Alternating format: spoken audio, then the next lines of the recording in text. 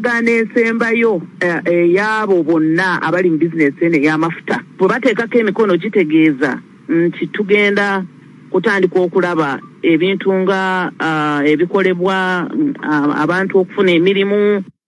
Ye minisita w'ebyamasannyalaze n'obugagga obw'ensibo ku ludda oluvuganya gavumenti ya Uganda nga ye mubaka w'ekibuga ky'e Hoima Munefu Disasi Nansi Nyakato agambye nti basuubira nti ebbeeyi y'amafuta mu Uganda ejja kukendeerako oluvannyuma lw'okuteeka emikono ku ndagaano y'olwaleero. Nga bannayuganda kati tusuubirayo ekisooka tusuubira nti ebbeeyi y'amafuta kati naye erina okuba nga eggwala okuba kati tujja kuba tutandisa okusema agafu. Ekyokubiri tusuubira bannayuganda kufuna opportunities mu companies zino ez'amafuta. Tuba tusuubira gavumenti kuvaayo kati obudde buno esomesa abannayuganda kyenyine ngeri basobola okuba kugobolola mu mafuta gano kubanga gasimibwa mu ggwanga lyaffe. Kubateekateeka kulaba nti wabeerawo opportunity zonna babasomesa omutindo kyokugenda kubanga gwagalibwa companies zino ziri mu nsonga eno ey'okusima amafuta. Omudumu gw'amafuta guno gugenda kuva Hoima gutolontoko okuyita e Kabale gutuuke Tanzania nga guwerako kilomita 1443 era abantu abali mu mitwalo 16 be basuubirwa okufuna emirimu bwe gunaabanga omulimu gw'okusima amafuta gutandise era ng'omulimu gw'omudumu guno ogw'amafuta gwa kwementa ensimbi obukadde bwa $3 za Amerika 3.5. Oluvannyuma lw'okugoba abatembeeyi ku nguudo z'omu kibuga kya Uganda ekikulu Kampala naddala mu masekkati, minisitule ey'ensonga za Kampala erangiridde ebikwekwete ebirala ebijja ebigenda okukolebwa okugoba abatembeeyi bave ku nguudo eziri mu magombolola gonna agali mu Kampala, nga enguudo zino zonna balina okuzeesonyiwa ng'embwa bwe yeesonyiwa enseko. Mu mwezi ogwedde minisitule y'ensonga za Kampala yakulemberamu ebikwekweto ebya Smart State Campaign eby'okugoba abatembeeyi ku nguudo n'okugoba abasuubuzi ababadde n'obuyumba ku nguudo mu nteekateeka eyeetabibwamu amagye, poliisi n'abakozi aba KCCA ssaako omubaka wa gavumenti mu Kampala Wood Hussein n'abalala. Minisita omubeezi avunaanyizibwa ku nsonga za Kampala Christopher Kabuye Kyofa Togabye agambye nti kaakano ebikwekweto ebipya eby'okugoba abatembeeyi abaddukidde ku nguudo eziri magombolo okuli Lubaga, Makindye, Nakawa ne Kawempe nga bavudde ku nguudo z'e Kampala bitandise basobole okugenda mu bifo ebyateekeddwa mwe balina okukolera.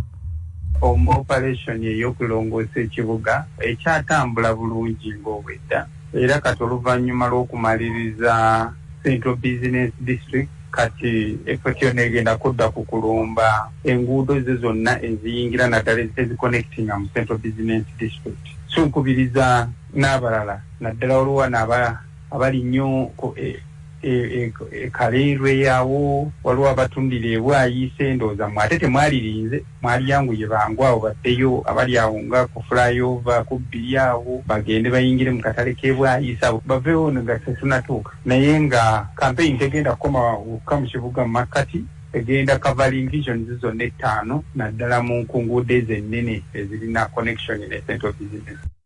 Minisita Christopher Kabuye Kyofa Togabye era ayongedde okulabula abantu abateeka obuyumba mu bifo ebikyamu nti mu bikwekweto ebigenda okukolebwa nabwo tebugenda kukkirizibwa era nga sibwa kulekebwa bbali kubanga bulijjo ennungu enkaliriza ekisa tewona. Tujja abantu abakola bizinesi mu bukyamu bazikolera mu bifo ebitalina kukolebwamu bizinesi nga bw'okoowe. Kati ekyo ky'oluŋambidde nti ate obwefaananyizaako bukiyosiki simanyi obwefaananyizaako amaduuka. Ekituufu kiri nti gwe kasita oba omanya nti ky'otaddewo kitataganyiza omutambuzi w'ekigere awo si watuufu era nga kiri awantu awakyamu. Project Kampala ebadde ne project ey'okukola siweji eyo pipe naye nga yayimirirawo okumala kati ndoze ebbanga lya myaka 3 kontrakita kyokka tumusasula olw'okuba omukulu yagenda yena naddira mu kkubo ly'okuyisaawo payipu ya siwegi ate ye n'ateekawo ekizimbe with impunity. So by'ebizimbe bimbadde mulaba oba ku kiyosiki nga zivaawo.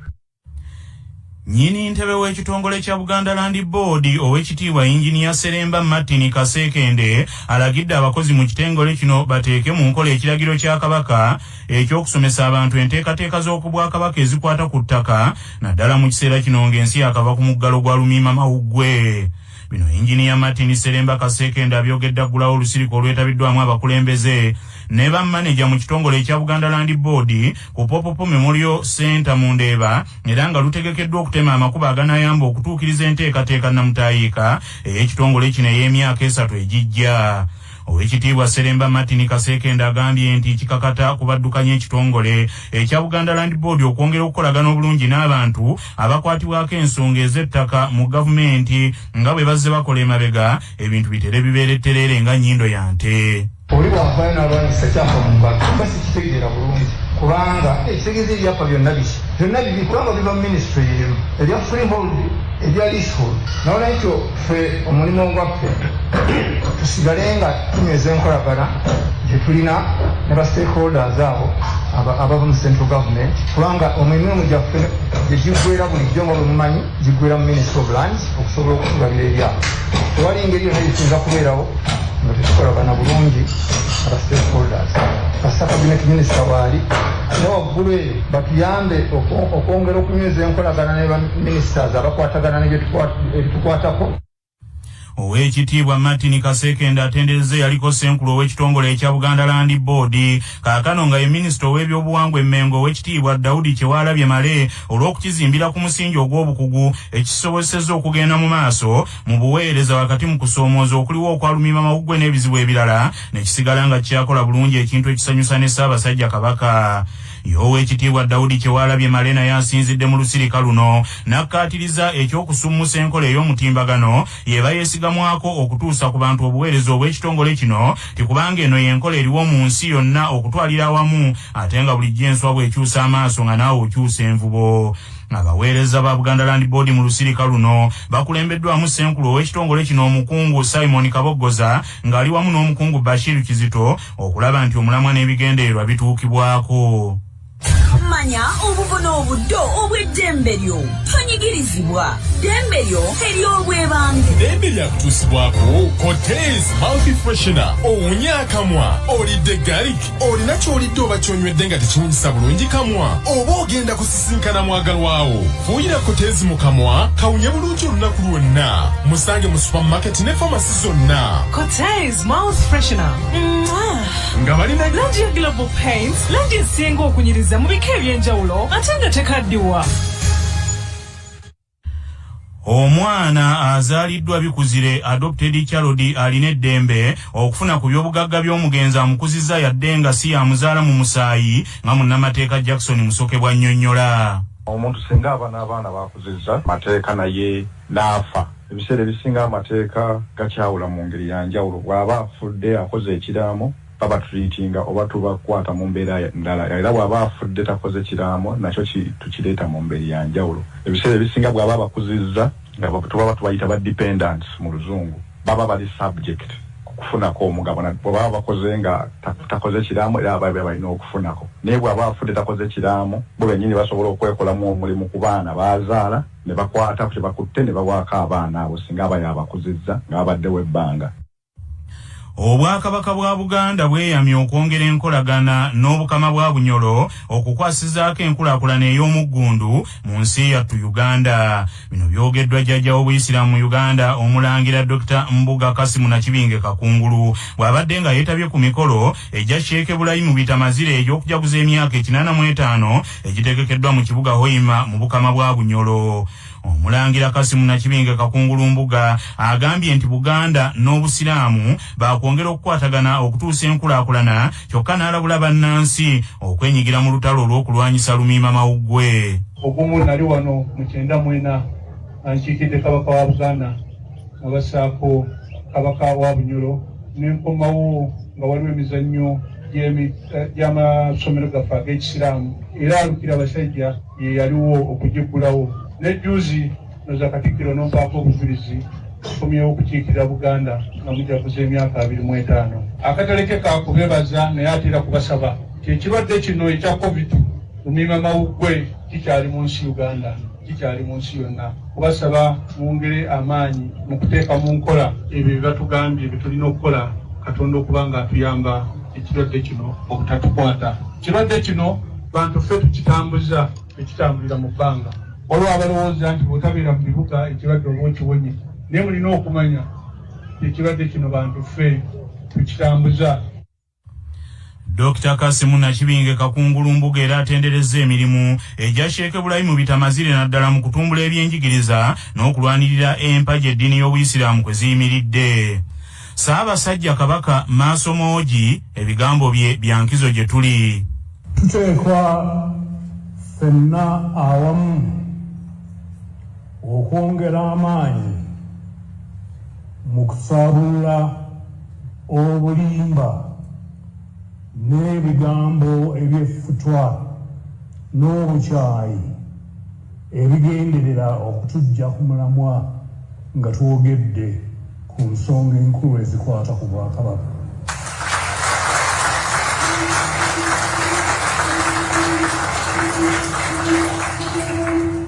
Ensonga ey'okubiri, tubasaba okwongera amaanyi okukuutira abantu baffe okulwanyisa ebikolwa byonna eby'obuli bw'enguzi obw'engeri yonna. Enguzi, obuli bw'enguzi obw'engeri yonna obuzingamizza obuweereza obw'enjawulo okutuuka ku bantu baffe.